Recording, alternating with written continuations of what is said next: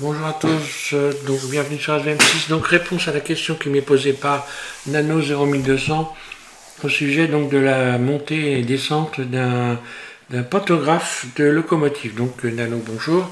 J'imagine que c'est ce mouvement que tu veux reproduire. Donc là, symboliquement, j'ai utilisé des tubes et un cube. Je vais te refaire la démonstration. Donc tu viens d'avoir, tu tombes pile puisque tu as Didier Nebreda qui vient justement de faire un tuto sur l'addon qui va te permettre de réaliser ce mouvement.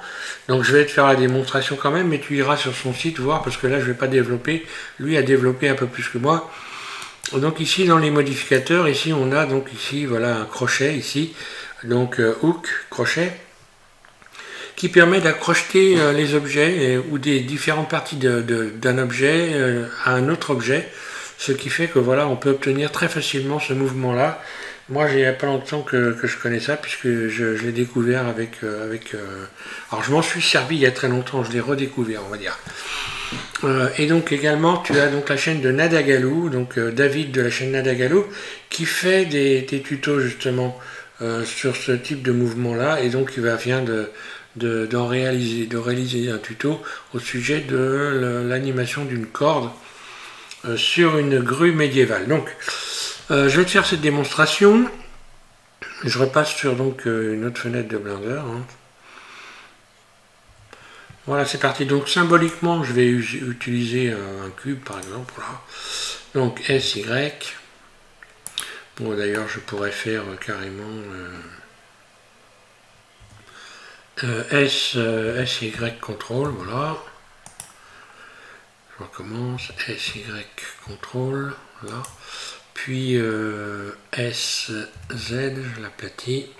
Voilà, on va imaginer qu'on a une première barre. Je me mets en vue 1. Rotation RZ90, voilà. Je la mets en vue comme ça, voilà. Je vais la dupliquer, Shift D.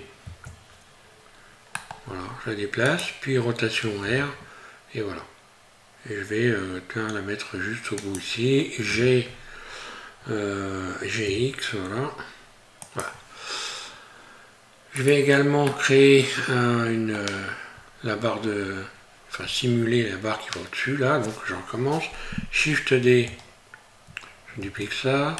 RZ, ou plutôt celle du dessous, je suis désolé, voilà, celle-là. Shift D, RZ 90, voilà. Surface, vue 1, G, je remets ça au bout comme ça. Vue 3, je sélectionne les faces, voilà, je fais 3 éléments, grosso modo, qui vont constituer ton pantographe. Voilà. Cette face-là, vue 3, extrude E, et puis ici, poignée de déplacement, et GZ vers le bas. Voilà. Ok, donc grosso modo, voilà ce que tu veux faire bouger. Alors, première des choses, on va sélectionner, on va accrocher cette pièce-là à cette pièce-là. On va l'accrocher par le bout ici. Donc j'emmène cette pièce-là, la pièce du bas, en mode Edit. Je sélectionne la face ici. Puis j'appuie sur CTRL et je sélectionne la barre du haut, qui se sélectionne en appuyant sur CTRL, même si on l'a pas, elles ne sont pas jointes. J'ai fait donc CTRL et j'ai cliqué dessus. Ensuite je fais CTRL H, là, et je vais accrocher l'objet à l'objet sélectionné. Donc la barre que je viens de sélectionner en dernier, je la colle simplement à l'objet qui est sélectionné en mode Edit. Un clic gauche, voilà. Automatiquement maintenant, si je retourne dans le mode objet, que je sélectionne ma barre ici, que je fais GZ, et bien l'autre va se soulever avec. Voilà. Ensuite, pour que ici, cette barre-là, elle, suive cette pièce-là, eh bien c'est pareil.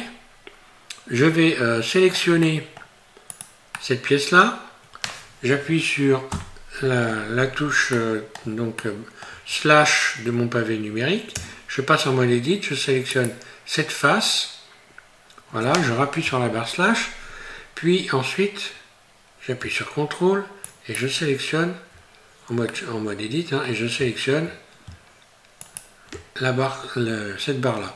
Voilà, là je recommence, je fais CTRL H accroché à l'objet sélectionné, voilà. Je ne me rappelle pas si j'ai bien sélectionné la face. Je vais le faire en mode transparent, cette face là, puis CTRL celle-là, puis CTRL H accroché, voilà. Donc normalement ça devrait être bon. Si je repasse en mode, voilà, je vais sortir le mode. Si je sélectionne cette pièce là, qu'est-ce qui va se passer? Celle-ci va bouger mais l'autre non. Donc je vais faire G, Z, et voilà ce qui se passe. Donc pour que celle du bas puisse bouger, je sélectionne celle-là, et à celle-là je vais lui attribuer une contrainte. Voilà. Je vais dans les contraintes et je vais la contraindre à copier la position, du cube 1, donc ici du cube, oui, du cube 1, non pardon, du cube 2, voilà. Copier la position du cube 2, voilà, sur l'axe Z. Ce qui fait que maintenant quand j'attrape ici le cube 2 et que je le bouge vers le haut, G, et bien voilà. Donc automatiquement celle-là se lève aussi en même temps que le cube 2, voilà. Donc là évidemment, maintenant je vais régler en faisant un GX pour avoir la bonne dimension. Éventuellement je pourrais le positionner là, hein. Mais par contre je modifie la structure ici, hein. Donc après c'est un petit réglage, il faut s'amuser, hein. Mais j'ai remarqué que par exemple ici, si je fais un GX, que j'ai remarqué que cette pièce là avance. Alors je ne sais pas comment ça fonctionne exactement, mais apparemment dans l'animation, moi je l'ai fait avancer, hein.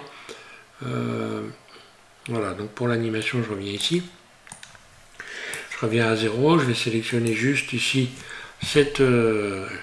l'enregistrement, puis au départ j'enregistre une clé, hein, voilà, j'enregistre une clé sur 2 images. On va dire que voilà, la partie va avancer, puis voilà, ensuite je vais faire relever le tout en attrapant la poignée ici, et puis voilà par exemple. D'ailleurs j'aurais pu mettre carrément comme ça, hein. Après tout on peut je ne sais pas si ça se replie complètement, enfin bon, on peut le faire, hein. Voilà. Et puis pour le faire revenir en arrière, voilà, donc là si je fais la lecture ça va me donner ça. Le bras s'avance légèrement, puis il monte. Voilà. Et pour le faire refermer, il y a un truc qui est très très simple à faire parce que c'est la tête, hein. Voilà, là je vais sélectionner et dupliquer ces éléments là dans la timeline ici. Donc je fais Shift D en mettant mon curseur ici. Shift D, je déplace. Et après je vais renverser. J'attrape ça, je le replace par ici. Puis celui-là, G, je le replace par là. Puis G, j'attrape les deux, G, je les replace par là. Voilà. Et voilà, on va voir que ça va monter et descendre. C'est un moyen de ne pas se casser la tête. Voilà, il y a un arrêt et hop, ça va redescendre. Et ça va rentrer. Voilà. Après, on peut accélérer le mouvement, hein. Si je sélectionne tout A et que je fais surface, je réduis la surface S comme un objet, hein, S, là. Puis G, je replace ça au début. Puis je finis, j'enlève la fin, je remets la fin ici. Et puis voilà, hein. Et puis on peut le faire aller très vite, hein, surface.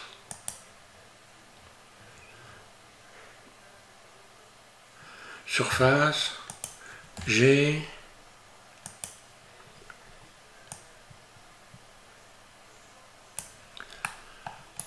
voilà, il faut se rappeler que dans la timeline, on peut utiliser les outils aussi habituels pour la surface, l'agrandir, enfin voilà, on peut faire plein de choses. Voilà, voilà, donc j'espère que ça répond à ta question. Voilà, moi j'ai pas fait de trigo avec ça. C'est relativement simple, donc je te conseille évidemment d'aller regarder non seulement la chaîne de Didier Nebreda, et puis également celle de Nadagalou, de David Nadagalou, qui vient justement de parler de cet addon là, de ce modificateur crochet. Voilà. Donc je te remercie de suivre SVM6. À tous, je vous remercie également de suivre SVM6. Je continue dans le prochain tuto. On va rajouter un petit élément à la fenêtre. Et puis je vais quand même, avant de terminer complètement sur les fenêtres, je vais vous en proposer un autre type. Je vais vous faire voir maintenant d'ailleurs, pour ceux qui suivent et qui sont habitués à suivre la chaîne. Voilà, on va faire ce type de... fenêtre voile. Voilà, je vais vous proposer également de créer ce type de... Voilà, ce type d'ouverture dans les parois. Pour ceux qui veulent faire des églises, et bien voilà, on va faire ça dans le prochain tuto. Merci à tous de suivre SVM6. Et puis